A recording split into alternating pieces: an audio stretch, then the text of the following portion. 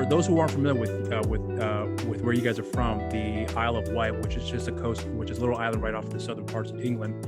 And I know you guys have formed a group back in 2017, and it's a trio. But here's the thing about your group that I came across here. So I did come across a performance you guys that I found on YouTube from back in 2015. But at the time, you guys were a four-piece band, if I'm not mistaken. Right? Is that fair to say? And then somewhere along the way, you guys became the official trio that you guys are now since 2017.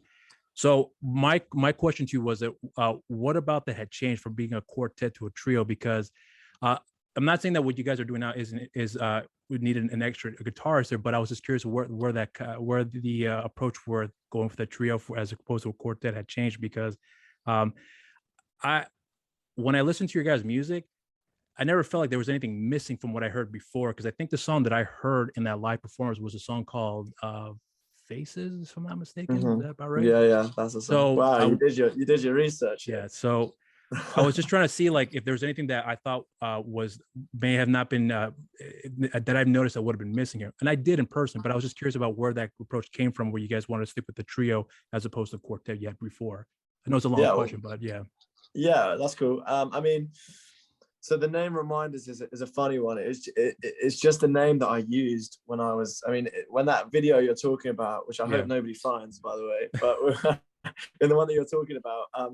I think I just turned 15 when we recorded that video. So I was very young, and it was just kind of like, it was a high school band really. And the songs are similar. And I think that song Faces, we did play with the, like you say, like the solid trio now, but for all intents and purposes, I definitely say that was a different band. And the trio thing, I mean, the reason that we're a trio now is because, like you say, we don't feel that anything's missing without the lead guitar. Right. And it's the bands that we love, even like from the Ramones through to bands like Green Day. I mean, the Ramones, obviously there was four of them, but it was vocals, guitar, bass, drums. Right. And that's those are the kind of bands that we love, and the sound we wanted to recreate to a point.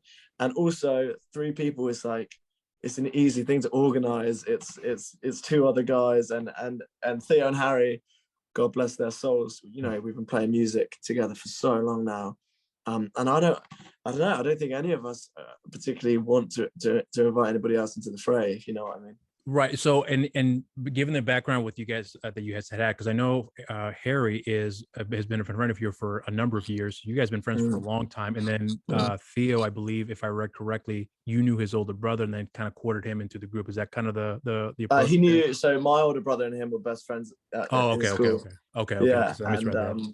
So I've known Theo for, God, I mean, probably 15 years, maybe more. I don't know. We've all been friends. So you guys go on. So you guys, I was gonna say, you guys practically have known each other virtually pretty much your whole childhood up until this point. There, that's kind of the man, it's crazy. And Joe, what's funny is Theo taught me how to play guitar, which is crazy. And I remember I was learning how to play bass, and he came around to hang out with my brother. We weren't really friends, we just knew each other existed. And I was playing bass in my room, and he came in, he was like, dude, can I swear? Yeah, of course. He was like, dude, you're so fucking shit at bass, like, what are you doing? I was like, literally, I don't know, 12 years old, maybe nearly 13. And I remember just thinking like, God, I hate this guy. This guy's such a dick. I don't know why my brother's friends with him. And then a few years later, I'll tell you what happened. We were watching Reading Festival. I was watching Green Day play Reading Festival on TV the summer of 2013. And he came round to hang out with my brother. And he came in the living room where I was watching it. He was like, what are you watching? And I was like, it's Green Day. And I literally remember it blew his mind, and it changed him. And then he had to be my friend because he had to learn more about Green Day. And that's how it started. So, but is Green Day actually like, because I know they're one of your influences, but are they like top rated bands for you as far as them being your favorites as far as favorite of all time, or is it just one of the influences that help develop the sound you guys have created so far?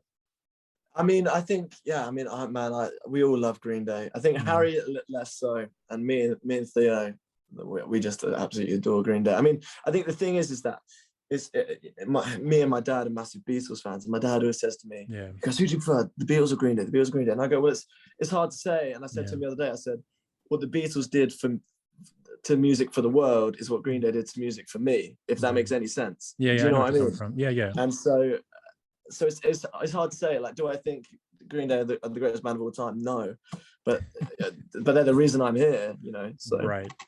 So let me go back real quick with your background here. So growing up, because I know that for fact, here's what I've read, that you guys were influenced by Green Day, and you mentioned before about the Beatles, and then The Cure. So were those the three main influences as far as, you know, your music taste is concerned, or were they the ones that kind of just help you lead into one thing that led to the other, and then you had an idea about what you liked about what they were doing that you want to try to infiltrate with your music process here?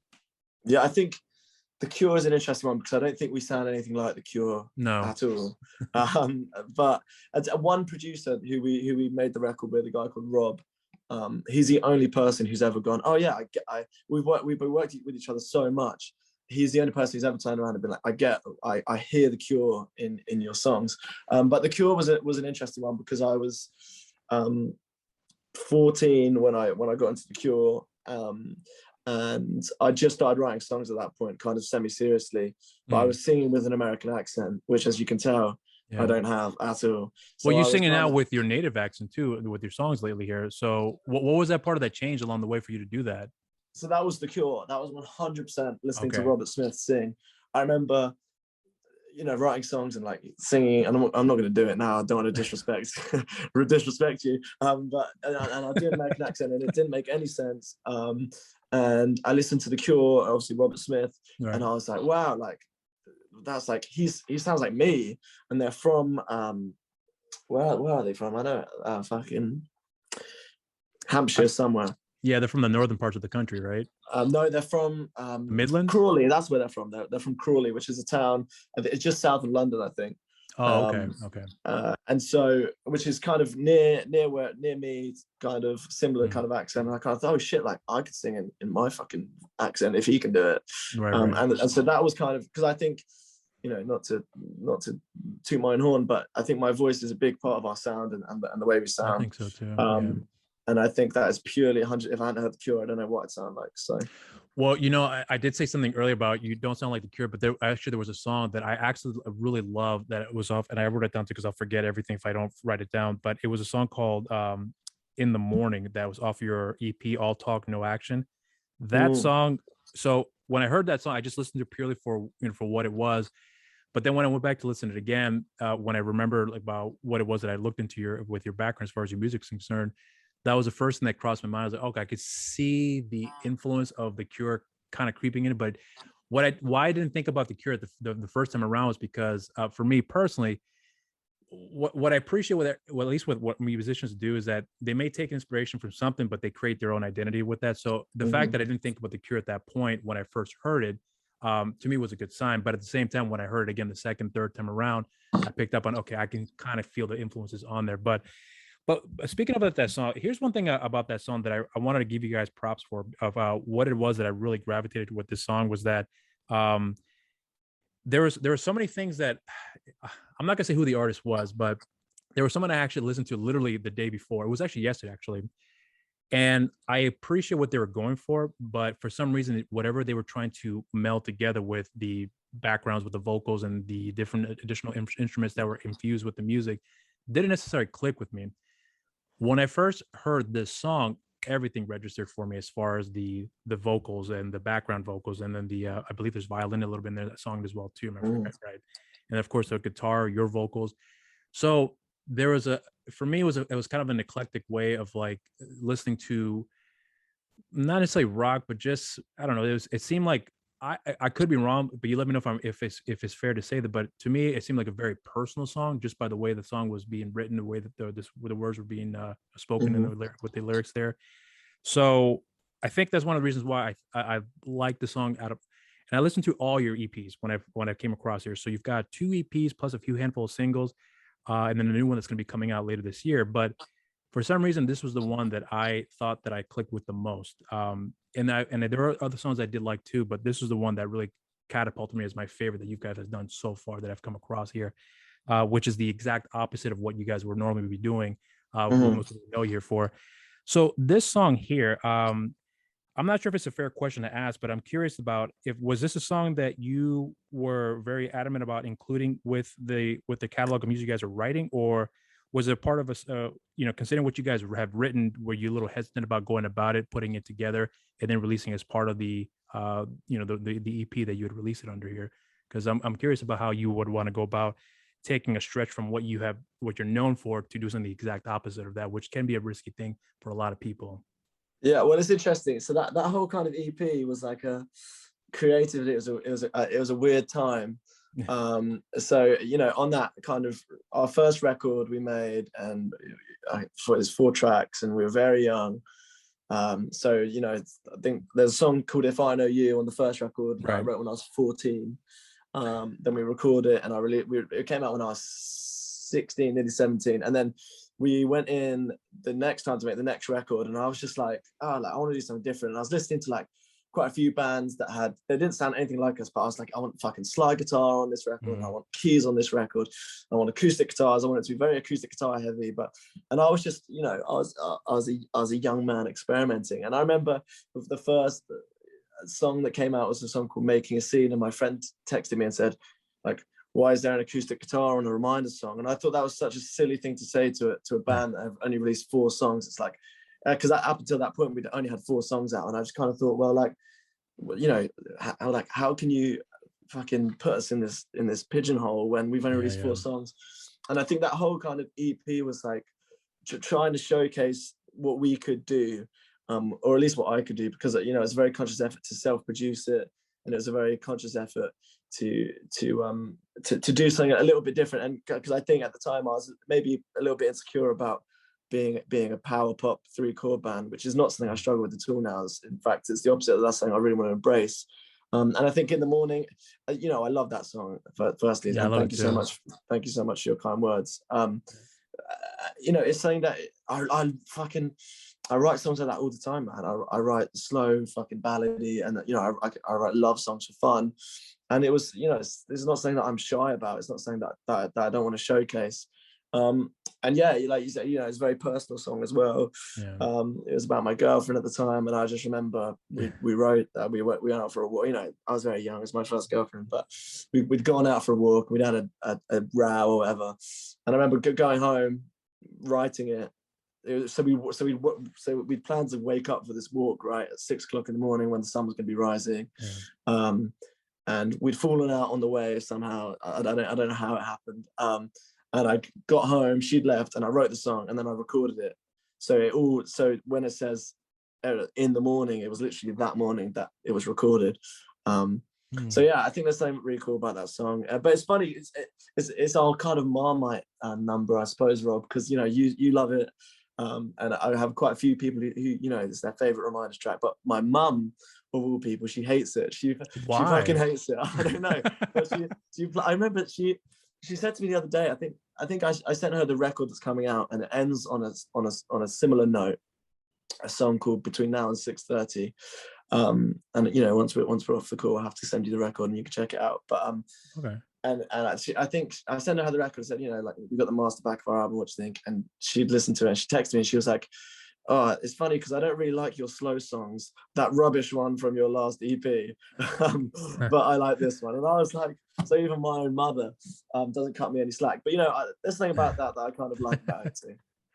It's funny that you mentioned that.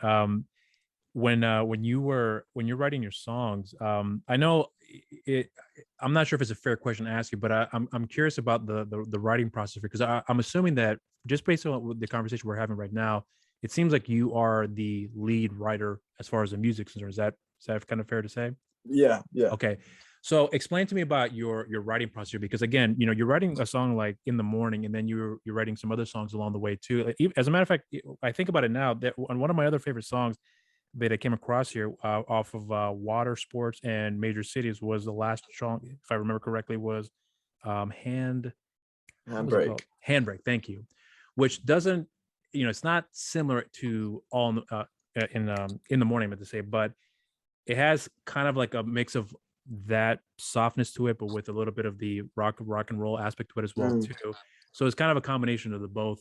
Both respects you've done before, which I actually appreciate about that song, which actually ended up being my favorite song off that record. So with your writing process though, when you're coming up with the songs, you mentioned before that you're embracing the, you know, the sound that you guys are known for now, but it's clearly obvious you want to take a, you know, you want to stretch your music abilities in other areas where you want to try something that's going to be out of the norm, knowing the risk that you're gonna have to take as a result of that. But are you thinking about what it is that you're focusing on as far as that moment for what it is the song makes you feel to stick with that momentum, or you just think I got to write the next beach punk song, and then I'll figure out the other stuff along the way that will kind of fit within the catalog of the record that we're going to be releasing down the line, or whatever the case may be? Mate, that's a great question. So thank you. I mean, I think it's changed. I remember when I was a bit younger, writing songs, I'd write so fast. Every song I write would be a million miles an hour, and all of the songs start with me on an acoustic guitar. That's the way they've always started. But they've all, you know, when I was younger, they were always a million miles an hour, and they were never ever not a punk song, acoustic or not. Whereas now, it's changed. I think what used to happen was they used to all be really fast, and we'd slow down some of them if necessary. Whereas now they all start quite slow, and then we have to speed them up because we're not like a singer-songwriter band. So I mean, it's never a conscious thing, and I think the minute I tell you what, the most interesting example of this is a song that I wrote called Post Paris Blues. So this tune ended up like, it's probably like been our most successful tune in a way. Like, it picked up the most attention, kind of, you know, got playlisted by Spotify and all of that, and you know, people like this song, and I'm so grateful for that. But it started out, it was an acoustic song, and it was slow, and it was boring, and I remember sending the demo to Theo, and I remember thinking, this song is not it, man, like this song sucks. I was like, I've used these chords a million times. And then we changed the chord, the way I was strumming the chords, and then we played it full band, and like that, it was a completely different song. Right. So I think, you know, that's a song that is probably the most beach punk song that we've ever written. Okay. But it didn't start that way at all. And I think if I was to consciously sit here and be like, right, I need to write a fucking, you know, a Ramones-esque, you know, and I want to write Rockaway Beach version 2, it wouldn't come. Or nothing good would come. And so I just write what I fucking write, and then I worry about the way it's going to be produced later. And sometimes you write a song and you know what it's going to sound like. And other times you write a song and you just like it for one lyric, and then you take what you like about it and you improve the other parts, if you know what I'm saying. You know what? It kind of reminds me of this, because you actually strike me as a person that would probably do this here, and I don't mean to say it as in a negative light, because I'm hoping it doesn't come across that way. Because when I, for example, like when I first, I'm going to use Incubus as an example. When I first got into them, I remember this is back in the '90s when I first became aware of them. They were more or less a heavy metal band, and then as the years have gone by, they've got softer and they completely changed their tune. Now, I'm not saying that you're going to do that, but if a part of me believes that if something were to change along the way, in my mind, it sounds like to me that you would probably be very cognizant about how you would structure the music a little more methodically. I'm not saying you're not doing that now, which is why I'm saying I want to be very careful how I come across it here, because to me, it sounds like that if given the opportunity to try something completely different, that's going to be the approach you're going to be taking. Let's do something completely different, nothing that we've done before. Because when I'm listening to In the Morning and then I'm listening to Handbrake, that's where it strikes me that you are capable of just going from here to here to there. And then if you find something that fits your rhythm at that point, you may more likely stick with that, because as consistent as the songs are that I've come across here, which are rather consistent, there's still a part of me that believes that there's another side of you that is still yet to be released, that you're working on, that's going to eventually develop as the music making continues along the way here. I'm not sure if that's a fair assessment to make that I made about you, but you let me know what you think with what I just said. Well, I'm really glad that you think that, and I'm really, you know, flattered that two of your favorite songs are two of the slower songs, because you know, I write loads of songs like that, and you know, I don't, if I'm gonna be completely honest with you, I don't want to fucking set the world on fire. I don't want to be the next Beatles. I just want, you know, I want to put out some fucking songs that I write, and if people like them, and you know, and I want to take it as far as it will go, Rob. But at the end of the day, I'm only writing the songs I can write, and I'm not trying to not trying to be anybody that I'm not, and I know my limits. And so I'm not saying that, you know, we're going to put out Best of Beach Punk and the next record is going to be, you know, a fucking introspective folk record. But you know, fucking who knows what will happen. I mean, you know, there's bands that I listen to now that I never ever thought I'd listen to, and when I was 13, I didn't think I'd be into The Cure, and so things change, man. And I'm super psyched that you think that we're capable of that. So thank you so much. And like I say, it's so flattering that two of your favorite songs are two of the slower ones, and in my opinion, that, you know, they're overlooked in our discography, if I can say that. So yeah, I mean, have you ever played those songs live? Those two songs there? Do we play them live? Yeah. We used to play Handbrake live, but we dropped it recently, actually. Really?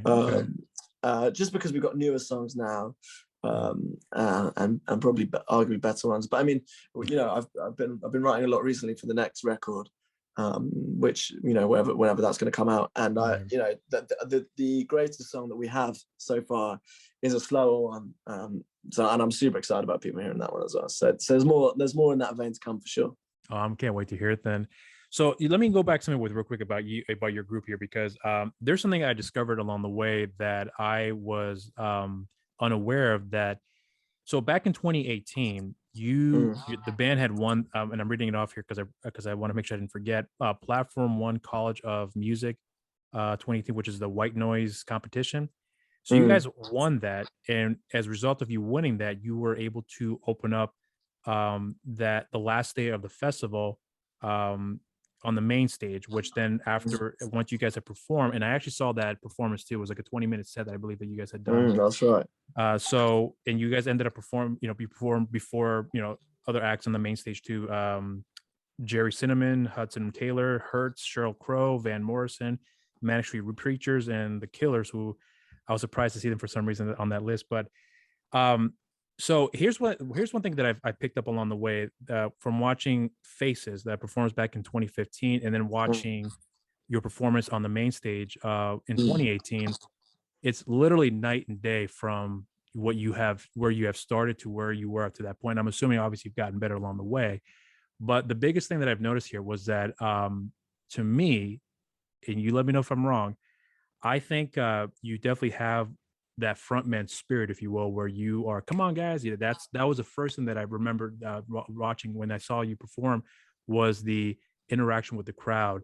And the one thing that I think a lot of people don't really understand if they're not musicians, because I've actually done it once in my life, because I know exactly why I believe it's fair for me to say this here, but it's not an easy thing to do, especially considering the fact that you were literally the first band to start the show that morning. And it can be very difficult to get people to be engaged with you. But from what I was really happy to see was that the crowd that was there were in fact cooperating and going along and singing the songs, waving their hands, the whole bit. That's something that I think is not an easy thing to accomplish, especially, you know, if you're starting off at a point where, you know, you are the opening, but everyone else is waiting for the main acts to follow through after that. Man. So if I was hoping you can share that experience about what that was like for you guys, because I would imagine you guys would have been a little nervous, but I also felt like you guys were very confident, considering what I've been able to see you guys do on stage, that, you know, the years of experience that led you up to that moment certainly had paid off, because I think with what you guys were able to pull off, it was very, very successful in terms of the performances and the crowd reaction and all that stuff. So, you know, I'm kind of going elongated here, but I think you understand where I'm leading to. So I was hoping you can get some insight about what it was with what you all were thinking leading up to that moment and the events that occurred after the fact. Well, firstly, again, thank you so much.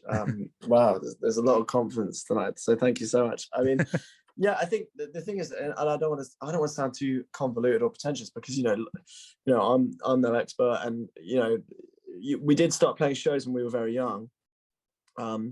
So obviously that helps, but you know, I mean, some people, you know, if you think about the Olivia Rodrigos of this world, you know, she was playing shows since she was about 6 years old. So I mean, I'm no expert. I wasn't then, and I'm certainly not now. But you know, that must help. I beg to differ. I think you were pretty good. You're very capable of pulling it off. Thank you so much. But yeah, I mean, that show was amazing. Winning the competition was amazing, and Platform One, or a music college on the Isle of Wight. where obviously our hometown, and they're run by a really passionate group of people, and it's you know, that opportunity, you know, to say you can open for the Killers, you know, 7 bands before maybe, but we still open for the Killers. So, you know, and we didn't, it's something that we didn't take lightly. And yeah, you're right, you know, the thing is with that show is that there's never many. You can, in front of that main stage on the Isle of Festival, you can fit 70,000 people, right? So however many people were there to see us, we were always going to walk out and feel a little bit underwhelmed, because, you know, it's such a big space. Even if there was 3,000 people there, which there wasn't, but even if there was, it would feel a little empty. And I think we were fully aware of that. And one thing that I was very conscious of, that the people who were there, organically, and I remember thinking it before and then going on and seeing it, is that they were sat against the barrier. So if the stage is facing this way, they were sat against the barrier, like looking the opposite direction. And I was kind of like, well, fucking hell, like, these people are not here to see us. They don't give a fuck who we are. They don't know one of our songs. It's like, well, what the hell are we going to do? And I remember England were playing as well in the World Cup, which I don't know how much football or soccer. I know. Yeah, I know. I remember that. Yeah. But over here, that, you know, that's crazy. And they have a big screen and like a BT Sport area, and loads of people like watched our set and went. And I just remember thinking, you know, this is it. This is the summer to be at this. If there was ever a summer to be at an English festival, it was that year. And that was the spirit I wanted to go out and champion. You know, I wanted to go out and be like, fucking hell, like, the sun's shining, England are about to win in the World Cup, and like, let's just fucking go. Like, and we only had 20 minutes, and you know, we got offered the slot, and I said, look, we want 20 minutes. And they're like, well, look, we want you to play 45. And I was like, no, like, I don't want to, nobody wants to watch us for 45 minutes. I was like, we'll hit them with 20 minutes and then we'll go, and they can enjoy their day. But that was that, you know, that whole experience was crazy. I remember fucking, you know, I had my packed lunch, and we had a dressing room in the backstage, which was really cool. And we went and we got ready. We were too young to have any beers or anything on our rider. So we were given like Haribos and like sweets and things like that, and some orange juice maybe.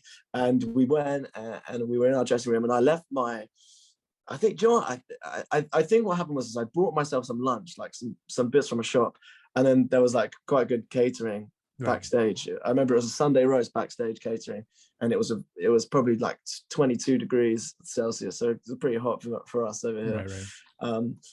And so I anyway, so I ate that, and I left my lunch in our dressing room, and I was like, oh fuck, I'll have to go back to the dressing room and get it. And our dressing room in the time, so we come off stage. We've been off stage for, I don't know, an hour, say. And I just thought that was our dressing room for the day, and we could do what we want with it. And our dressing room had changed, and it said on the plaque on the door said Camille Cabello. And I was like, fuck, like, Camille Cabello's in our dressing room. And I got a bit closer, and it said Camille Cabello, and underneath it said wardrobe. So the dressing room that was just for 3 or 4 or 5 guys with our crew with us was then fucking demoted to just a room for some clothes. And that brought us back down to earth pretty quick, Rob. Well, I mean, but you know, performing there, I mean, were at any point when you were performing all 3 of you guys, when you're performing there, were you, you know, considering the, I mean, I understand you fully were cognizant about, you know, the fact that virtually no one knows you guys, who you guys are. And that's the biggest thing I think a lot of people have to understand too, that it's, you know, it's one thing to be on the main stage, but if you're on the main stage and no one knows who you are, that can be a really major setback for a lot of people's psyche, because, you know, you're expecting the spectacle of like people reacting. That's not always the case here. But for you though, and I hope it's a fair question to ask, like it was that, I mean, you just answered my question, but when you were getting to that point, going on stage, was there a part of you that thought, okay, so if this doesn't work, what are we going to do? You know, if this does work, how are we going to react? Like, is there a little bit of that goes along the way when you just the moment you go on stage before you get started with all that? That's a great question, man. I think, and you know, maybe this is naivety, and you know, we had just been on we called it a tour, but it wasn't really a tour. It was like 4 dates in the UK. So we just come off that, and that was like very intentional. We knew we were going to play the Isle Festival. We're like, right, now we need to fucking go and like warm up. So we did those shows, and whatever it was we did worked. So I think we knew what we were going to do, and it was kind of like, if it doesn't work, if it does or doesn't work, it doesn't matter, because you know, we won the competition, and we're going to play what we played there.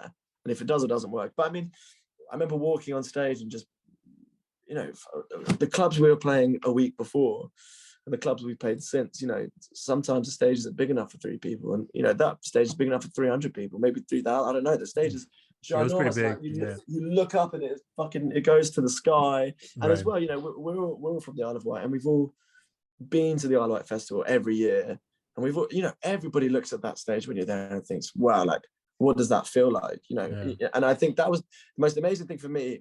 Wasn't that, because there wasn't loads of people there, it wasn't the roaring crowd and the there was a great atmosphere, but it wasn't that. It was just being on stage and looking up and being like, wow, there's like 1,000 spotlights above me, like that is so cool. And like and sounding as good as we did. I remember thinking at the time, like, God, we sound great. And it was because we had the best fucking monitor engineers in the world mixing it. But yeah, sorry, I digress. To answer your question, I mean, if it hadn't have worked, we would have been fucked, but I think it did work. And I think so too. Thank God that it did. But I think any artist will tell you that I don't tend to watch that video back. I know it's lurking on the internet somewhere, but I do it differently today. But then again, I do it differently next week. So you have to take it, and for what it was, so as a 17-year-old kid. When you're saying that though, are you what is it about that you wouldn't go back and watch? Are you is it because you're just uncomfortable watching yourself perform, from years back? Or I mean, what is it about that you feel that you have that sentiment towards rewatching some performances? Because I would imagine that if you go back and I mean, at least this is from my perspective, I would imagine certain guys or people in general would go back and watch some things like, could have done that better, could have done this better, I'm going to work on this. And I certainly do that with myself here because I have to edit myself anyway. So, there's certain things I pick up along the way that I should be doing better each and every time. But for you, performance wise, you could obviously, it's a very eclectic thing. If the crowd reacts, how to react to it. If they don't react, then you have to figure something else inside yourself to get to that point, to put on a good performance despite the reaction from the crowd. But I just can't imagine what it is that you won't look back at to say, I could have done this a little bit better after seeing it that full 20-minute set or whatever the case may be. Well, I think firstly it's the songs, which is a stupid thing to think, because there's the songs that I'd want to play now didn't exist when we played the set. So it's like, what a stupid way of thinking. And there's a part of me that wishes, like, not to say that we didn't take it seriously, because I know for a fact that we did. Right. But maybe I wish we prepared a little bit more for it. And I remember, but then again, there's things that you can never prepare for. Like I remember one of the songs I'm playing a solo, and I just completely start playing the wrong notes, and I don't realize, and it's because what happened was I was stood there and I had the my first song, you up. mean? Yeah. See, I did pick up on that. Yeah, I did pick up on that. So what happened was, you have these 2 monitors facing you, so you have one either side for both your ears, right? And I remember I was very conscious about using the space on the stage. I was like, it's a big stage, like I'm going to need to move around, like to make it look entertaining. Right. So I was like, right, I'm not singing. I'm going to fucking go over here and do something over here for a bit. So I'm not just stood static for 20 minutes.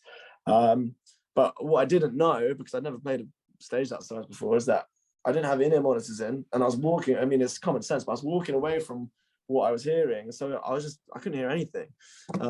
So there's things like that, but then it's definitely got a certain charm to it. And if we were to do it now, there's definitely a case to say that that in 3 years time from now, I'd regret it and I'd change things. And you know what, like, what an experience. And I think I'm so grateful that it even happened. And so beggars can't be choosers.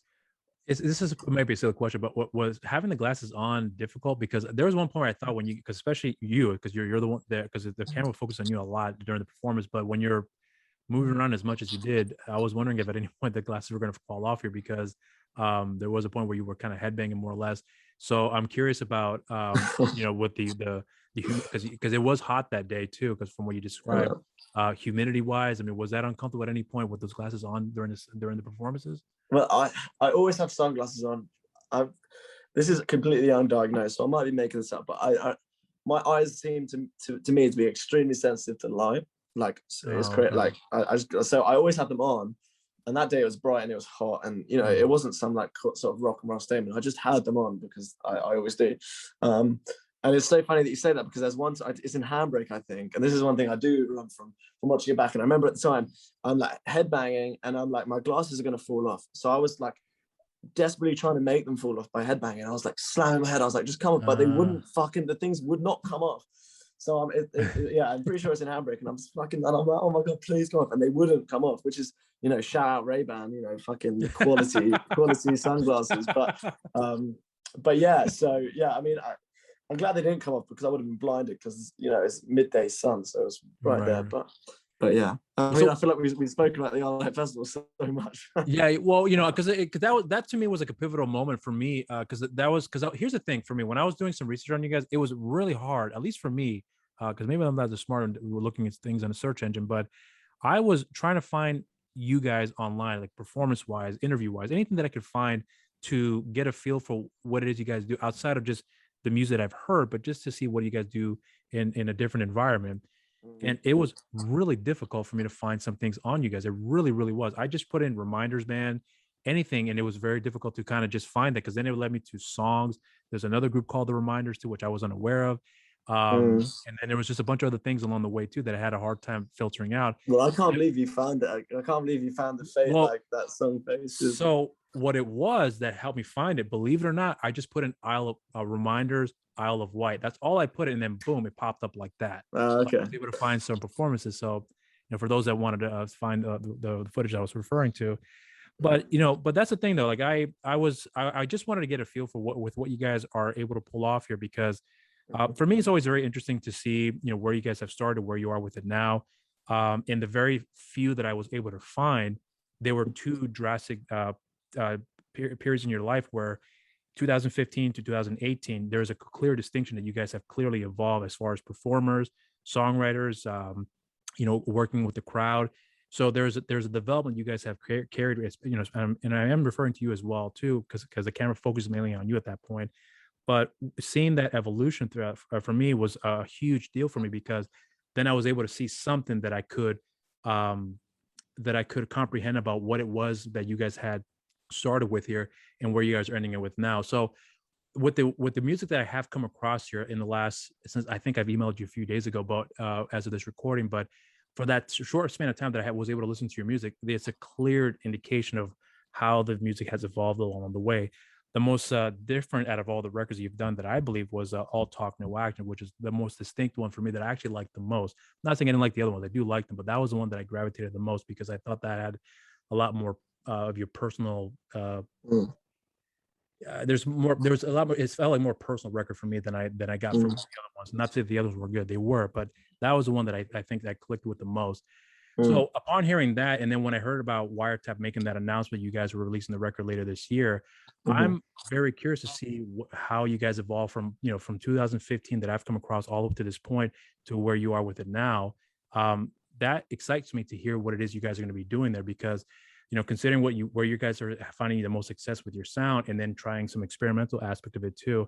You know, I'm going off on a tangent, but I think you understand where I'm coming from with that. But, you know, for you, I'm curious about how you feel about yourself and with the group too, with how you have evolved from where you had started to where you are with it now. I mean, do you look back at when you're playing the songs, or at least when you're rehearsing some songs in certain parts of your life, where before you go on stage, is there a time you reflect about what it is that that song had meant to you, you know, whatever song that is you're going to be playing that had meant to you at that time, and how much that has changed for you at this point, where those sentences no longer have that same effect on you anymore because you've moved on from that, or I don't know, something has changed along the way. So I'm hoping that makes sense with the question I'm asking. Well, mate, again, Rob, that's a fantastic question. I think that's what's different from me from the other guys. You know, to the other guys, it's notes and lyrics, and, you know, and that's it. I think for me, all of these songs are like, they're chapters in my life, and that's kind of what the record is that's coming out in spring on Wiretap.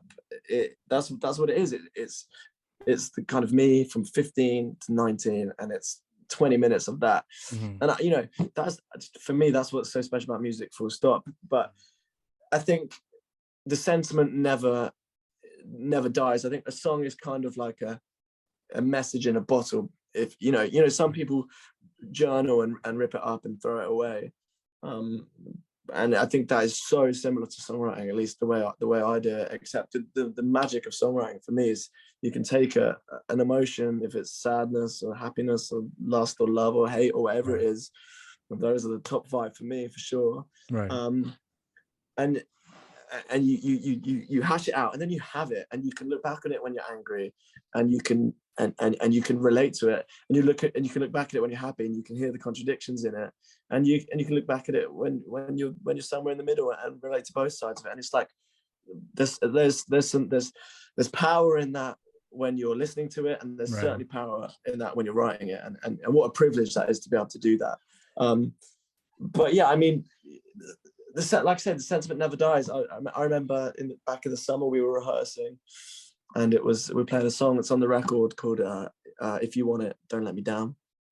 And I wrote it a few years back, and we were rehearsing it, and I just remember I was feeling a bit down on my luck at the time. I just wasn't in a fantastic headspace, and we were playing this song, and I was like, wow, like I almost felt like, I hope this doesn't sound arrogant or egotistical, but I almost felt like if I was a fan of Reminders hearing it, because I was relating I was the one who wrote it, but I was kind of relating to it all over again in a new way.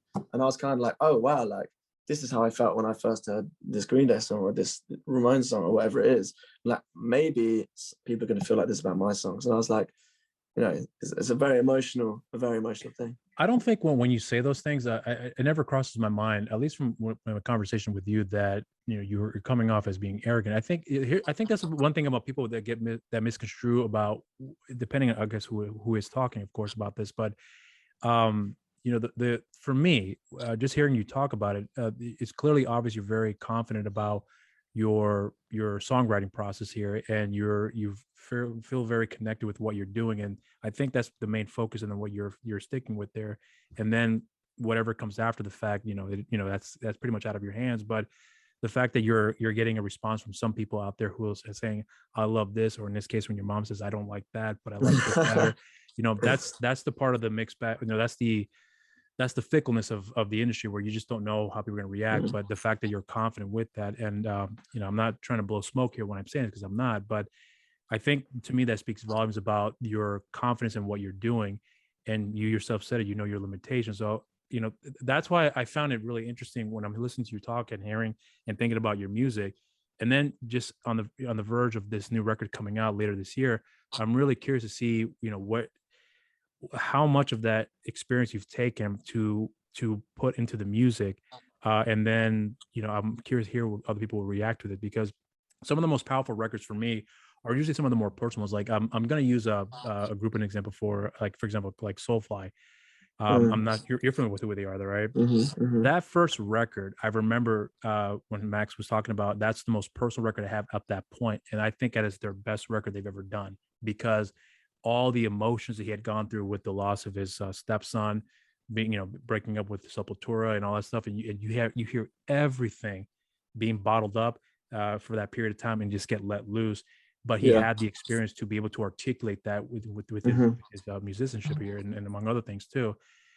To me, I'm kind of getting that as well from you as well too, where it's a combination of different things that along the way that you have developed and you have kept up inside, and then continue on along the way when it comes to your songwriting process.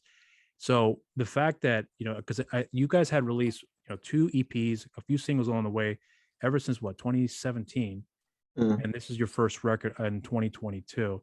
So there's years of accumulating stuff along the way that's just yet to be released, that I'm excited to hear what it is you guys are doing here. So I'm going elongate here, so I hope you don't mind me doing that here. But no, not at all. We got all the time in the world, man. Let's go all night. I'm enjoying this a lot. Well, but let me ask you about this whole the songwriting process for you. I'm curious if there's any part of the process that that I'm not sure if you have a love-hate relationship with, or maybe you hated it before and like it more now, or you liked it before and now hate it when it comes to songwriting, recording, or even say performing live as well. Anything along the way for you that has changed throughout the years that has been, a high point, now is considered to be a low point in terms of the whole process there? Well, I mean, again, it's a great question. It's definitely changed. I think it hasn't changed. I think when I was younger, it was much more about performing, and it was, like playing live and like going nuts live and getting people in a room. And now, like, I found a lot of, I think when I was younger, and, you know, I think a lot of people would say this, it was definitely about, you know, how many people can we play in front of, you know, like how far can we push this? And, you know, of course, like, I'm not going to sit here and say I want to be unsuccessful. Like, who's going to say that? Right. I want to push this as far as it will go.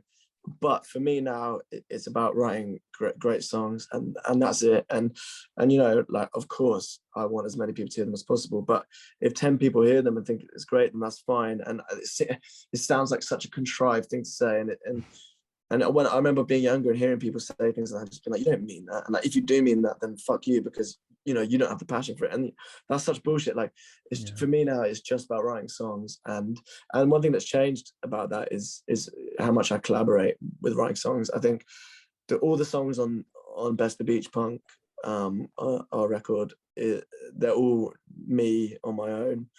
And all of the songs nearly that we've got for the next record are me and my friends. You know, I started writing with, you know, two of my best friends, a guy called Jack, who plays in a band called Grey 2, who are a Hellcat Records band, and my friend Toby.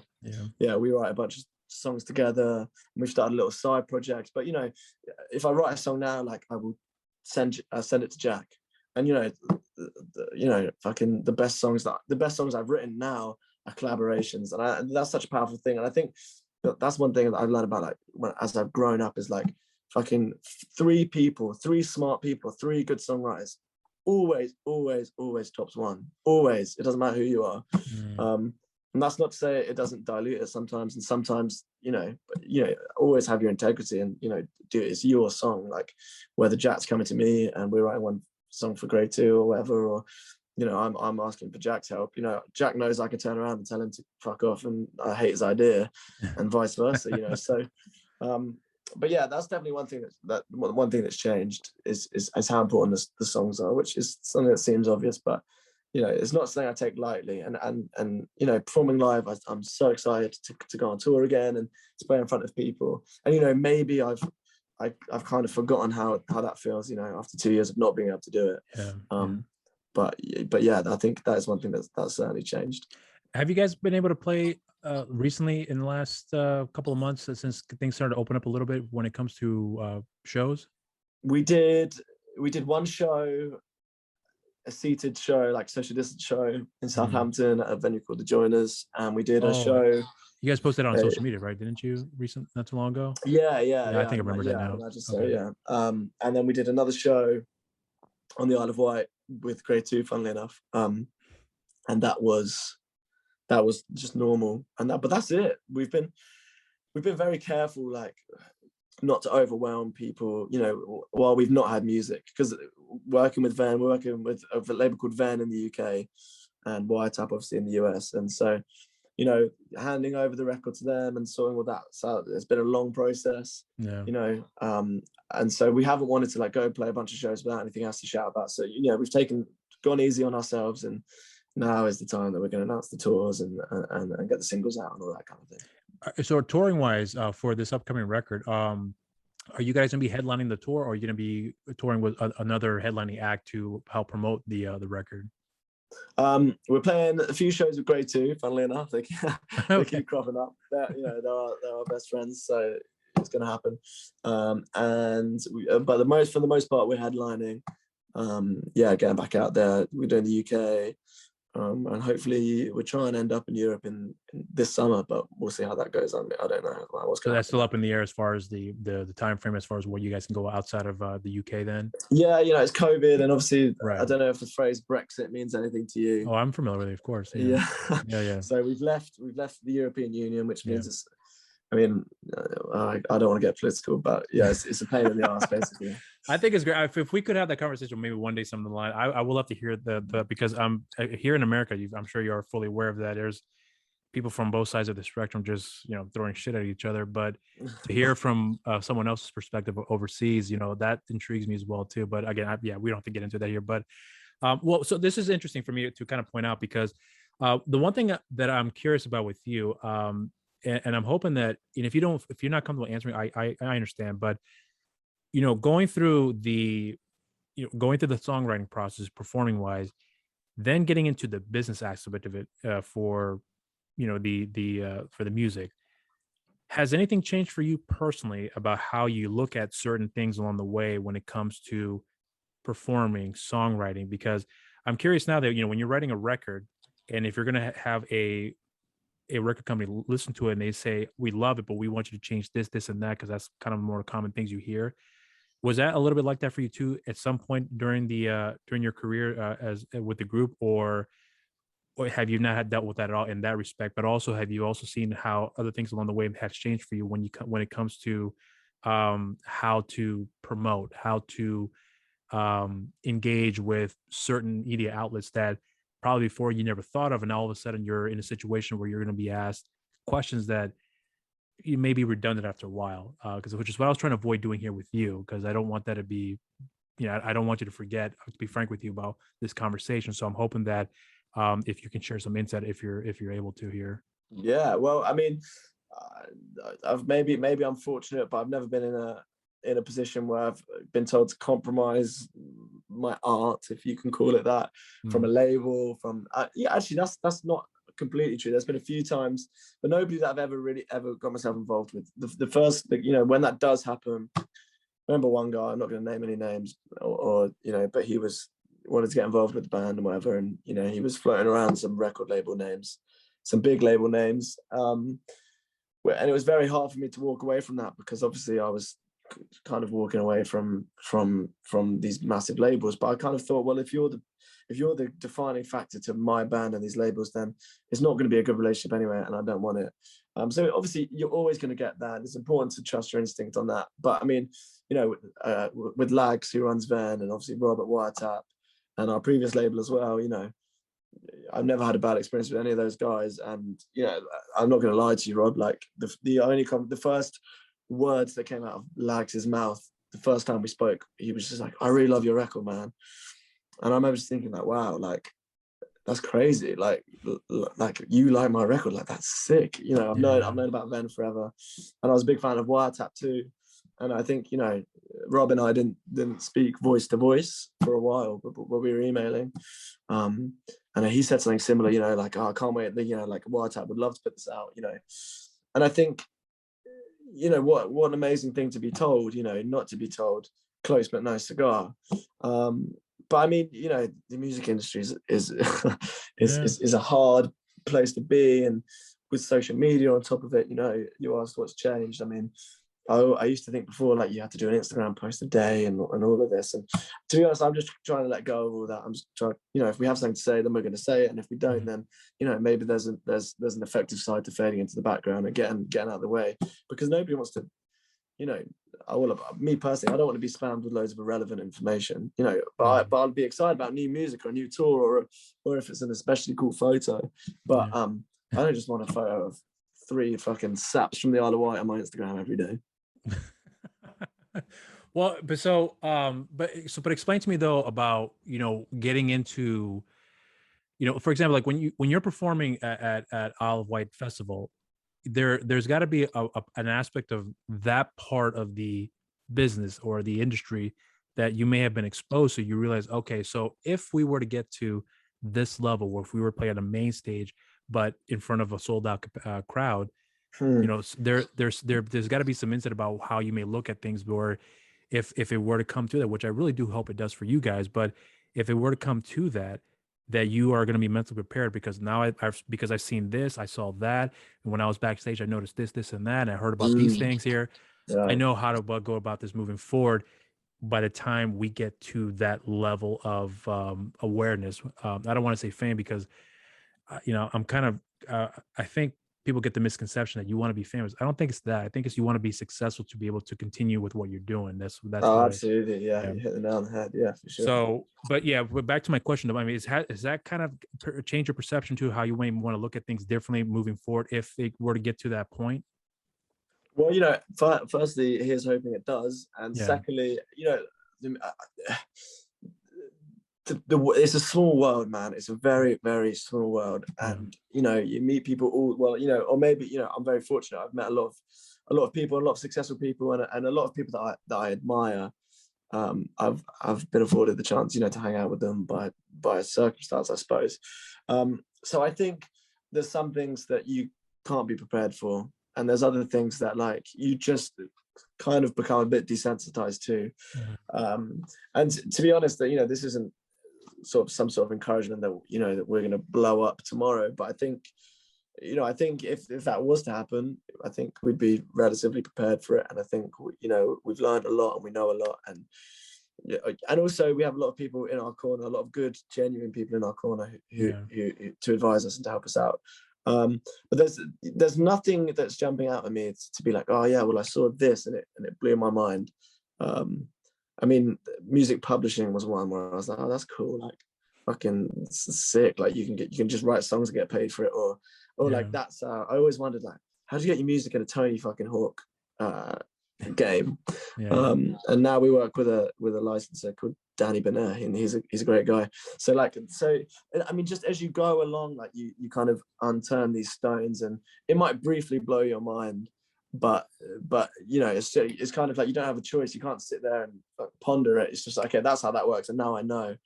And so next time something like that comes at me, but I mean, you know, the music industry is very fickle. You know, I think if there's one thing as well that I've learned is that like money can buy a lot.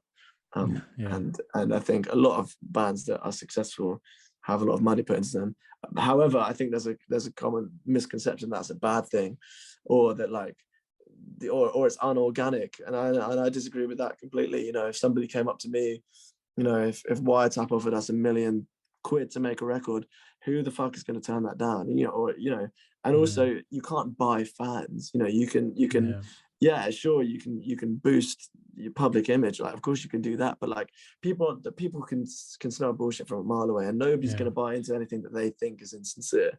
Everybody loves something sincerely. So, you know, money is a huge factor in my experience, but fucking it's not a negative thing. It's just the way it works. You know, you beat them or join them. You know, choice is yours. So give me some insight about your perspective now of considering, you know, how the industry was at least in this case for the UK, because here's the thing about music in the UK that I've come across here. You know, for example, like one of the biggest things I've noticed a great deal is forgive me, I should know because I've listened to before, Brit hip hop. Is that the right term? Well, yeah, maybe. Well, I mean, whatever the term is, you know, but like hip hop in the UK, for example, is one of the biggest things I've noticed has changed a great deal in the last 20 years. You know, you guys got, you know, there's Plan B and a bunch of other artists out there as well. But the UK has always been a fascinating place for me because there's a number of artists out there that I think a lot of people are not aware of, but in Europe or in the UK, they're huge. But somehow in the United States, not so much, or maybe they are, but it's very seldom. You get the Adeles that come out that that will rock the world out there. But for you, as far as music in the UK is concerned, what's one thing that you noticed has been the biggest difference that when you first got into the industry to where you are with it now, that you've noticed that okay, this is never going to be the same from when I first started to where we are with it now? In Britain specifically, or in the UK in general, I would say, because I'm just trying to encapsulate the whole. Yeah, well, I mean, I think one thing that's become apparent is the rise of the female-fronted artist. You know, I think if I'm being completely honest, I think it's a cause of frustration for lots of male-fronted bands, because I think there's a lot of people who think that there's a lot of artists that are doing well commercially purely because they're women, and maybe if it was a dude fronting it wouldn't be successful. I don't agree with that too. I mean, from us personally, from the Isle of Wight personally, we have a band called Coach Party, we have a band called Wet Leg, and we have a band, well, an artist called Lauren Hibbard, and they're all flying the flag for the Isle of Wight. Wet Leg particularly at the moment, they're doing incredibly well, and they're all female fronted, and they're all amazing, and they all fucking completely deserve their success. But that's one thing that I think has definitely changed, and you know, it's definitely a good thing also, because if you look at the festival, you know, I can't speak for the festival lineups in the US because I'm not tuned in really, but you know, festival lineups in the UK are like male dominated, a crazy amount, and I'm not going to sit here, you know. you know, that's not something that bothers me particularly, because I like a load of male fronted bands and I like a bunch of female fronted bands. It's not something that I look at a lineup and think, but it's something that gets brought to my attention on social media, and I do kind of think, oh shit, like, you know, there's so many good female artists out there, and half of these, you know, everything's subjective, but I could check off half of the bands from Reading and Leeds that are male fronted that I don't like, and find a female fronted band that would fit the bill that I like tenfold more. So I think that's something that's changed, and, you know, that's definitely a good thing. And, you know, I think maybe I phrased it a bit wrongly at first, because you know, male dominated acts are still dominating, you know, the indie music scene for sure. And it's something that, you know, gets spoken about a lot, but that's something that's changed for sure. But again, I think that's a positive thing. Maybe I think a negative thing for me personally is I'm a bit of an old man. I'm not old, but, you know, social media just bums me out. I hate it. I just think it sucks. I love YouTube. YouTube's my jam. And I don't mind Instagram. You know, I quite like Instagram, but Facebook can suck an egg. And TikTok and all of that. Like, you know, TikTok has its perks, and it does bits with people as well. But yeah, for me, it's like, it's just this minefield of like, fucking do this, do that. Yeah, I agree with you. Yeah. And I don't want to sound like I'm not like a huge like vinyl guy or and I'm not a digital guy, I'm not a vinyl guy, I'm not anything. I'm just a guy. But yeah, social media bums me out. And I think the reliance on that and the dependence on that and the emphasis on that is something that annoys me and upsets me, and is only getting stronger. But then I think about an artist like Olivia Rodrigo, who I mentioned earlier, and she's not posting on Instagram every day. She doesn't really use TikTok from what I've seen.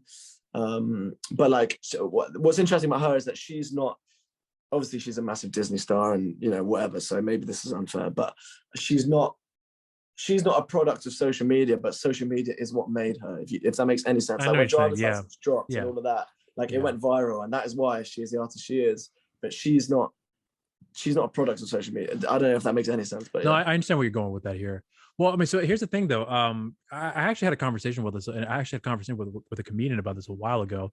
You know, one thing about social media, which I agree with you, I use it to a point, but not necessarily for the purposes of like, you know, here's my meal for today, guys. It's not that, but it's more, it's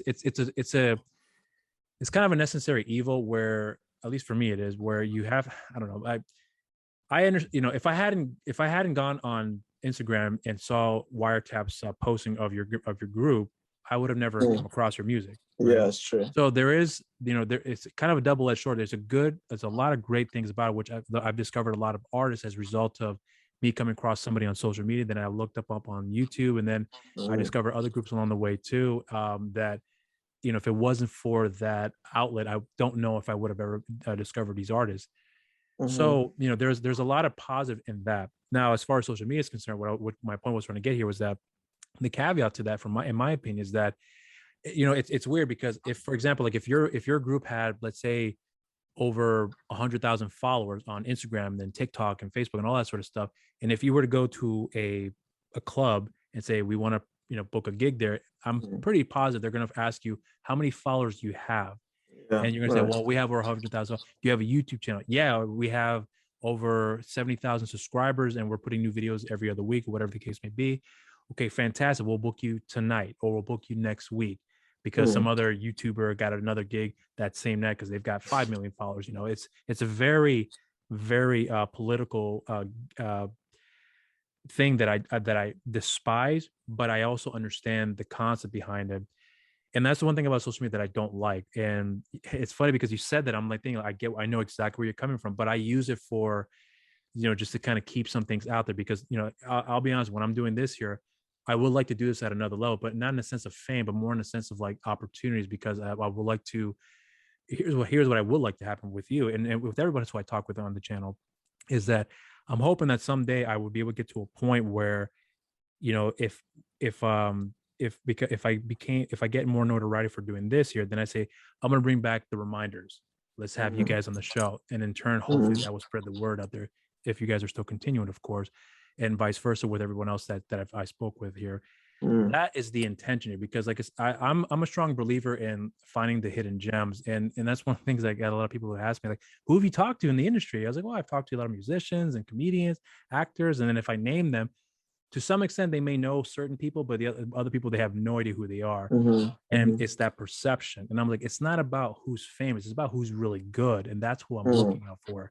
And if they get to a level they're being they're getting awareness for their work, then that to me is successful. And if I could help be a part of that, then by all means, I've done my job. And it doesn't matter if they're more famous as a result of that, and then I'm nowhere near that level. That doesn't bother me. What I want is for them to be able to get to that point. I'm hoping that one person may come across this video and say, I like what this guy said, I want to check out their music, or want to check out their movies, and then boom, that gets the ground running off for them. Yeah, man. You never know with these things.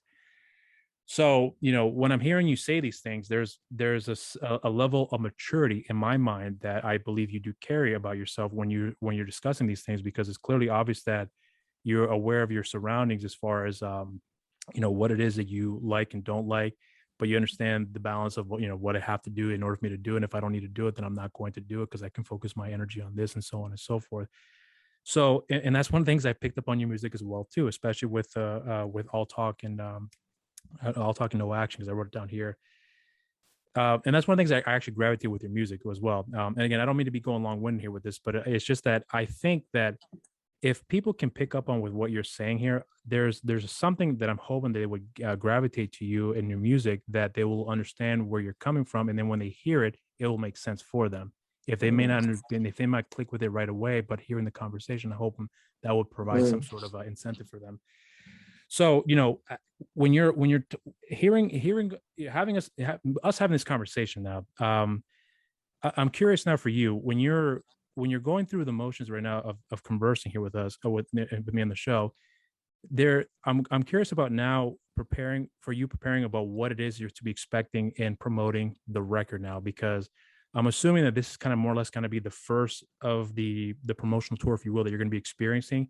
Are you also preparing for the amount of work that may be required to go with that as well too, once the record gets released, or getting close to that point of the record being released? In terms of promotion, or like doing interviews and things. I mean, to be honest, the more the merrier. I love doing things like this, man. Really? like, Okay. Yeah, like the fact that like the name of our EPs, and you're name dropping some of our songs is amazing. I love talking to people, not about my music or me, but just music, man. Like, I love it, and to be able to fucking sit down and blab about how fucking passionate I'm about songwriting or whatever.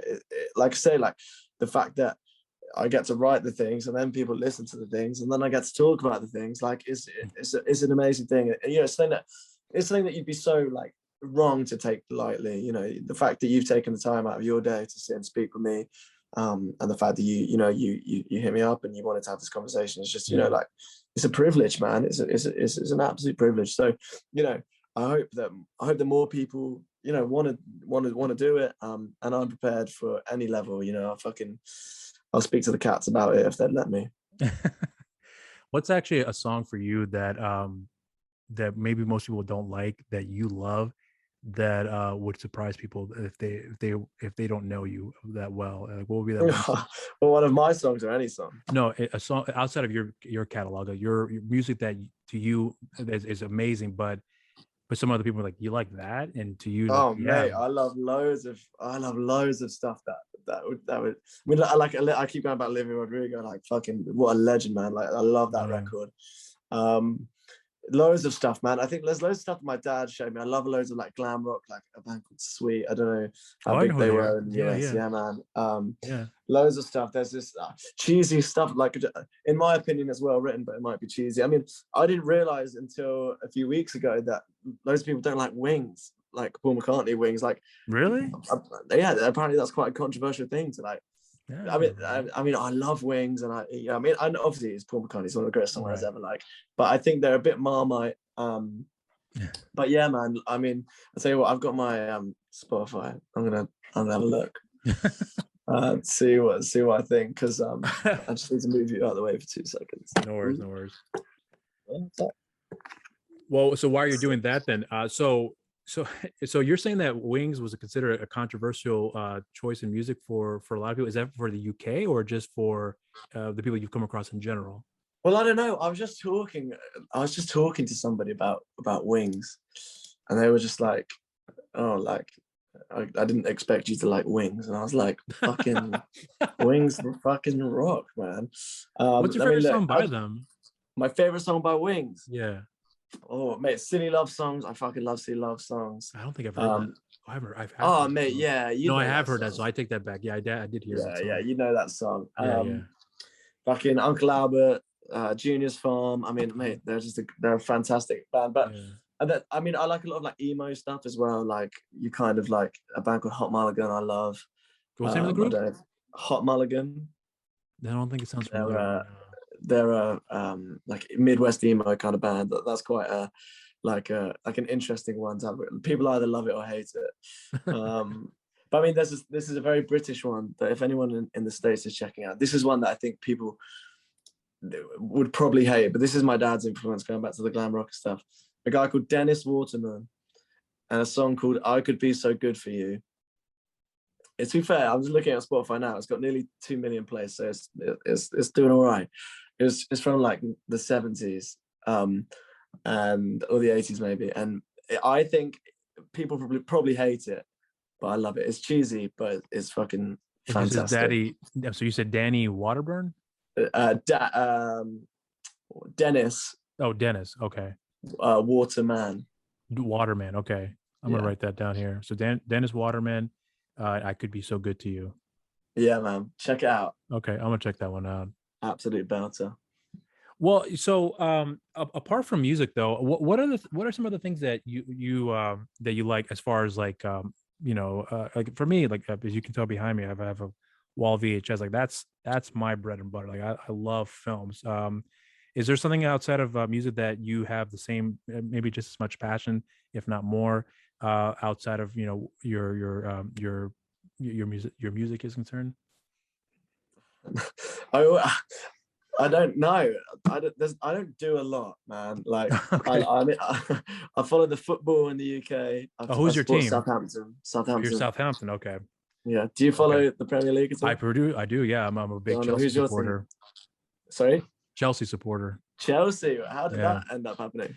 Well, it's funny you asked because so my wife is from Barcelona, so I was actually leaning towards them for a bit of time.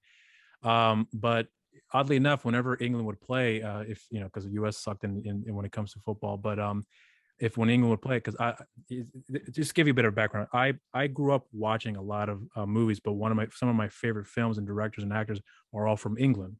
So I love the English culture. So whenever England would play, that would be my focus when it comes to the World Cup.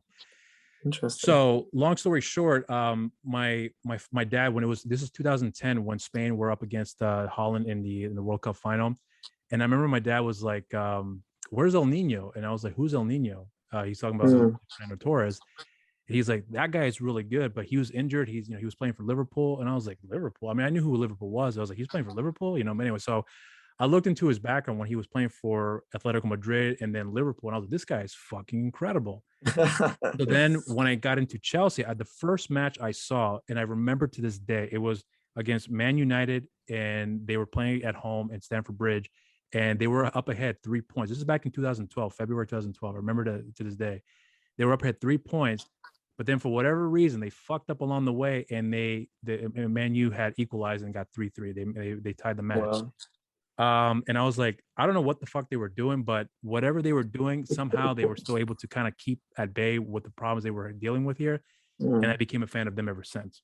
And then because they won, they were able to bump up to the top four. Tottenham got kicked out. And I remember every Redknapp's face, he's like, fuck, that reaction. I remember that so well. Funny. So Harry Redknapp, I live in Southampton. So I'm from the Isle of Wight, but I live in Southampton. And one of the cities along the south coast is called in Bournemouth, which you'll obviously be aware of. Yeah. And Harry Redknapp lives in Bournemouth. And I was in Bournemouth taking my dog for a walk, and I bumped into Harry Redknapp. and he said that my dog was cute, and I said, "It's nice to meet you, Harry Redknapp," and that was that. But he's a really nice guy. Yeah, I've heard nice things about him too. Frank, his for those who don't know, Frank Lampard is Harry Redknapp's nephew, but Frank has said a lot of complimentary things about his uncle. But I think a lot of people don't, at least here in the States, people don't realize the amount of influence that he really had when it came to English football. Which, in my opinion, I don't, maybe you feel the same way too. But I feel like the Premier League is the best league in the entire world, because there's such an eclectic battle when it comes to the top four, and then you have teams like Leicester City who are like coming out of left field. They win the Premier League, they make it to the quarterfinals, I believe, that year, and then they lost, and then the manager got sacked the following year, which I thought was fucking stupid. And then there's just I don't know what it is, but that league just makes my day. Because of where I work, it's hard for me to kind of get home to watch the matches in time, so I have to watch the replays. But the point I'm getting is that the La Liga doesn't do it for me. That they are a great league, but they don't do it for me. Bundesliga, they have their hit and misses for me. Serie A, they're okay. League One, they have their moments, but Premier League has like everybody, and has it all. I think, for me, it's got like so many different playing styles as well. Like, I think in like Serie A and like leagues like that, Bundesliga, like it's like obviously like fucking there's some amazing teams in those leagues, but they all seem to play like a very similar like genre of football. Whereas like, I mean, the Premier League at the moment is like there's lots of German managers around, and like that kind of German style is like massive at the moment. But like, it's like a clash of titans, the Premier League, and everybody plays slightly differently, and it's amazing. And like, do you know what? Like, we're going on a huge tangent about football, but that's great. Grealish being at Man City is amazing. And I'm so gutted that Harry Kane didn't get transferred to Man City, because I think a lot of like football fans or Premier League fans, like, they don't want Man City to become this behemoth, unstoppable club. But I think, like, well, why not? Like, how cool would that be? Like, fucking Grealish assisting Kane, assisting Bernardo Silva and Kevin De Bruyne and Edison in goal. Like, I think Chelsea who doesn't want to see that? Like, there's FIFA Ultimate Team for a reason. Like, what about having that in real life? Like, wow. Like, well, what's funny? What's funny though, because Chelsea is one of the most disappointing teams when it comes to the amount of great players they've had that they've let go. They had Kevin De Bruyne for 2-3 years, however it was, and once they let him go, I forgot what team he went on, Germany, and they came back to the Premier League and played for Man City. He just dominated. Lukaku left for Everton, and they went over to Inter Milan, and then came back, and that's a whole different story in its own. So there's like, and they had Salah, which when I saw Salah play, I was like, this dude is fucking amazing. Keep him. And then they gave him away, and I was, I think he went to Roma, if I'm not mistaken. So Chelsea has a group of players. They were so good, and they've only kept, no offense to Fernando Torres, he was good for his time, but they kept him, but they let go of Lukaku, which I thought was ridiculous. But anyway, so I can go off for hours about that on another conversation. But for you though, when you're because I want to stay with football here with you, because when you're being over there, I always tell people, because I've never been to England before, because we've had games over here where they do these friendly matches. I've seen Chelsea play here, I think twice, when Mourinho was in charge. And I just, it was just the fact that I got to see him. The game was just okay, but and they were playing against Roma too. But I did see Tuto play, so that was pretty cool. But the point I'm getting is that I always tell people here, those who are not aware of the amount of passion that there is for football overseas, that it's a whole nother level, that you can see it when you're watching on the screen, and being there is a whole different environment. But you being there, since the day you were born, I can't imagine what, because you're a Southampton fan. That's one thing about football fans in Europe, is that if they're a fan of the team, they're a fan till the end of till the day they die. For you though, what's that culture like over there? Because I'm always curious, if I ask someone about that, being that they're living there, what the difference is from what we have over here to what we get over to what he has over there. Because MLS over here, honestly, is kind of a joke, even though the players are coming over there to over here when they're at the tail end of their career. But I mean, for you though, what's the biggest thing that you can tell distinctly from what we may have seen in the US, where you see here in the UK, that is a major difference for you? Well, I mean, tribalism in football is crazy over here. Like, there's a documentary on YouTube. I couldn't tell you what it's called, but it's about the Southampton and Portsmouth Football Club rivalry. And so if you're at all interested, just I'll check it out. type in the YouTube Southampton Portsmouth rivalry documentary or something, and it will come up. But it's, to be fair, it's two extremes, but Southampton fans don't drink blue liquids, because that would be succumbing to Portsmouth, and that's not allowed. And it goes to crazy levels. And right. There is a few people who don't watch football, and some people who hate football, but for the most part, everybody has a football team. And when the international football over here is fucking crazy. It's crazy. And when we're in the World Cup, or if we're in the Euros, or whatever it is, the whole country, and it sounds so cliche and, perhaps a little cheesy, but the whole country does come together, and there is a sense of unity. But then on the flip side, there's a darker side to it, where, I saw some videos of Wembley Stadium, and people were, a friend of mine, went to Wembley and got in a huge fight and got, beaten up and was in hospital because of it, and all of this. So, it's on one hand, it's like a lot of good things in life. On one hand, it's very beautiful and it's very cathartic and it's amazing, and on the other hand, it's got this ugly side where, but at the end of the day, it's a huge release.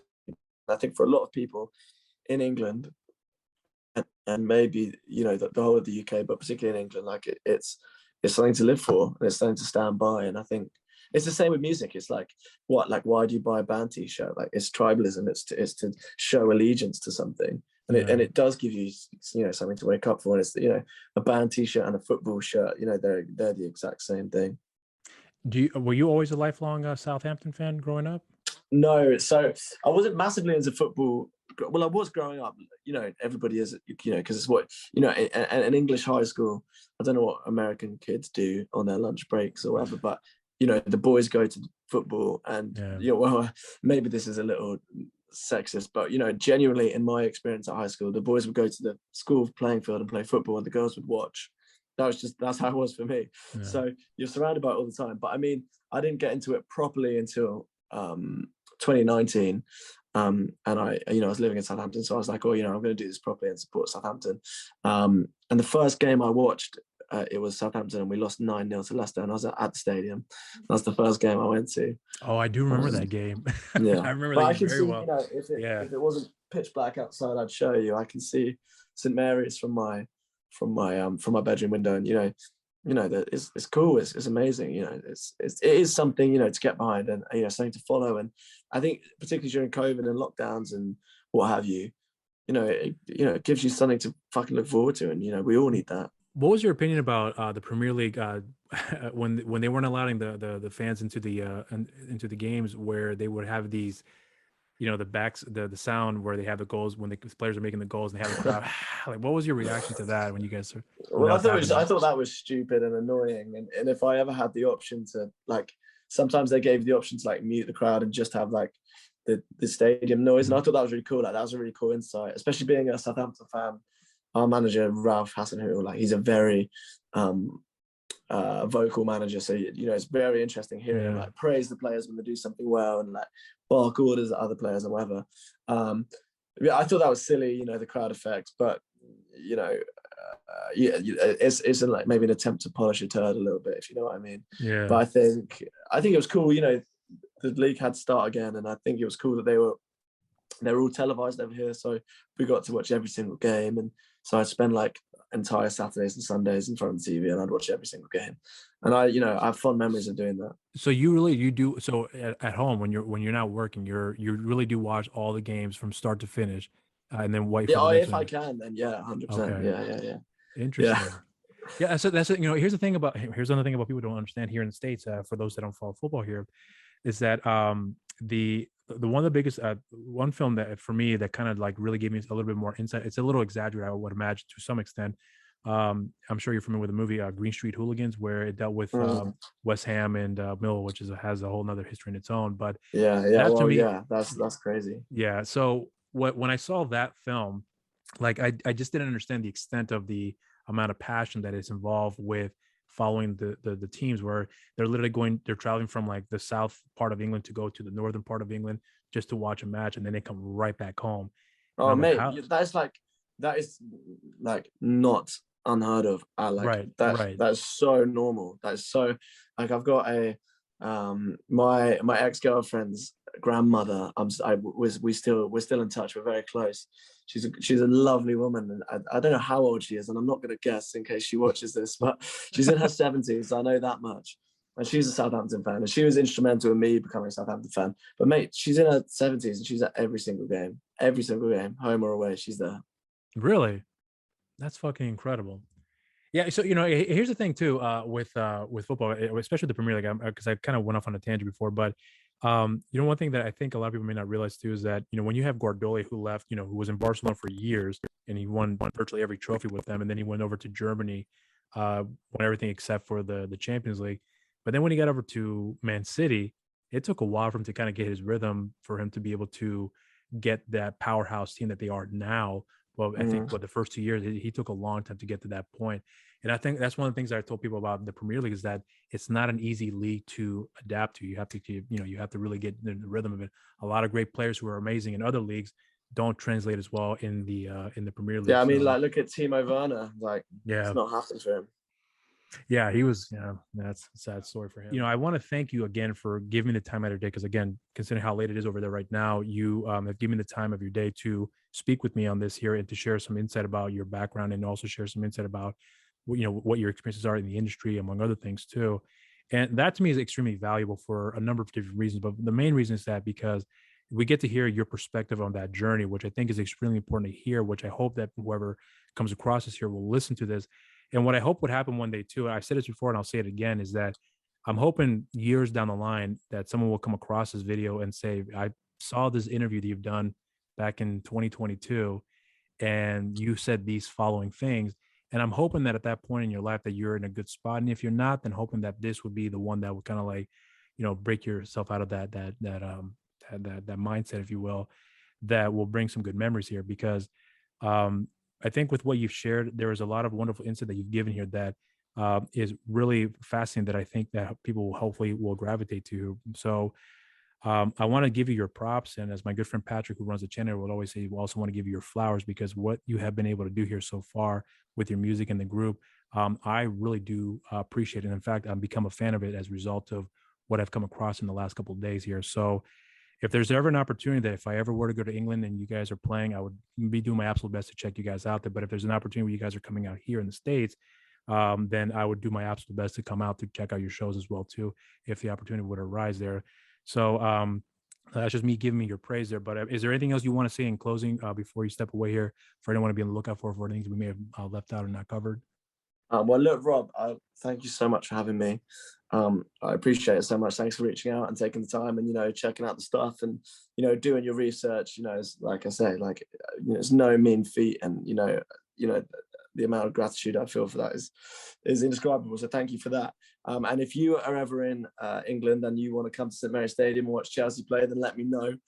We can arrange that for sure.